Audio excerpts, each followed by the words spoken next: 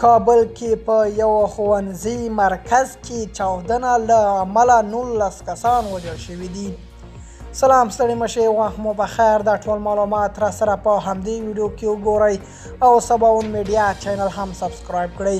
د کابل په 14مې حوزې اړوند د دشت برچۍ سیمه کې چاودنه له امله 19 کسان وژل شوي او 20 نور ټپیان کړي دي.